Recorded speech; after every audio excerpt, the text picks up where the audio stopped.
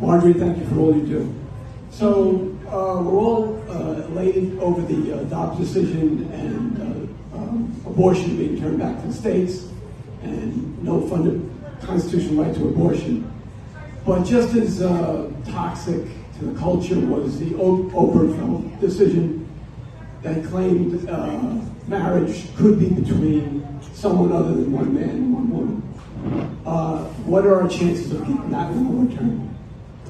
I'm sorry, what are you saying? What are our chances of getting that one overturned? Obergefell.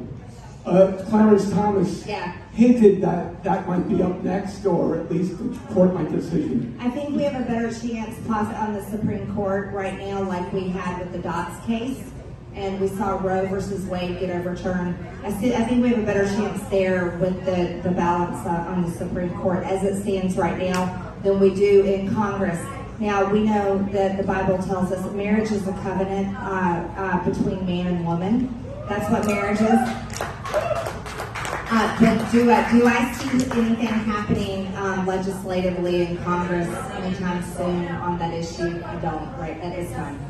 Another day, another defender of the Constitution pretending that that part of the Constitution where church and state are separate doesn't exist. Here's the thing, too, about the Bible, which, to be clear, has about as much significance to me and this country's laws as a Dr. Seuss book. And that is that if we're really following the Bible, I'm pretty sure it also says not to eat pork or shellfish. Pretty sure it forbids tattoos. Pretty sure it says that you can't wear clothes made of both linen and wool. Pretty sure it says that you can't plant more than one kind of a seed in the fields, and that you're not allowed to eat fat, and that you shouldn't shave, and that the blind can't pray at the altar of God, and that if you use God's name in vain, it says you should be stoned to death. So if we're going to defer to the Bible, then at least we should be consistent, right? Unless we're just cherry-picking Bible verses that are politically convenient, but that couldn't possibly be the case. And while we're on the subject, here's another one. I'm pretty sure the Bible says that a wife must not separate from her husband, and has some not so great things to say about adultery. Now, why might that be important? Oh, right, because Marjorie Taylor Greene is getting divorced from her husband, and the Daily Mail reported that she'd been having affairs. Now, I don't know if that's true. I don't care if that's true. First, because it's not my business. Just like what anyone does in their relationships is not my business, because that is quite literally the point of living in a free country. And second, because the Bible doesn't matter. I do not care about that book because I'm not a Christian. I am, however, an American, which means that I have freedom to practice any religion in this country or no religion in this country, but most importantly, I am not mandated to practice that religion in this country. So Marjorie Taylor Greene can spout off about the Bible until she's blue in the face. That book would still have no more bearing over my life than the cat in the hat.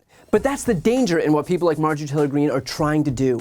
They do not care that this is not a theocracy because they're going to govern like it is anyway. They do not care that there's not a national religion. They do not care that there's non-evangelical Christians living here. They do not care that their insistence on proselytizing others is in direct opposition to the founding documents that they hide behind while pretending to be patriots. Their goal is imposing their religious beliefs onto a majority that doesn't want it, because somehow they saw freedom and decided that that means freedom for me to dictate how you behave. So look, I often think we shouldn't listen to Marjorie Taylor Greene because she's a lunatic.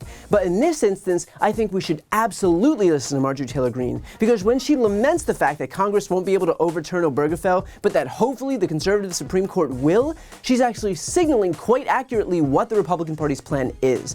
And that is to use whatever tools they have at their disposal to erode any and all rights that don't comport with their theocratic agenda.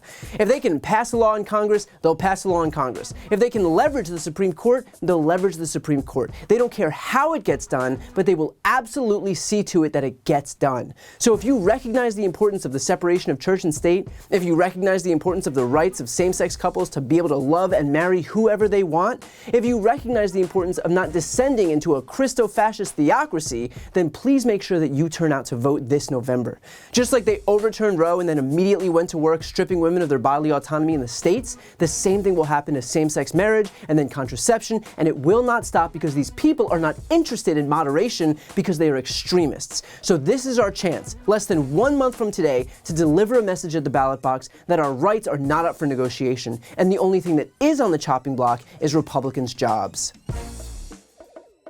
Before you go, if you enjoyed this video and want to see more, please make sure to subscribe to my channel. You can click the thumbnail right here on this screen. And if you want to support my work even further, the best way is to subscribe to my podcast, No Lie with Brian Tyler Cohen. There you can check out my interviews with major players in the world of politics, including President Biden, Vice President Kamala Harris, Pete Buttigieg, Elizabeth Warren, Katie Porter, Jamie Raskin, and so many more. Plus other interviews that live exclusively on the podcast. That link is also right here on this screen, or just search No Lie with Brian Tyler Cohen wherever you listen to podcasts.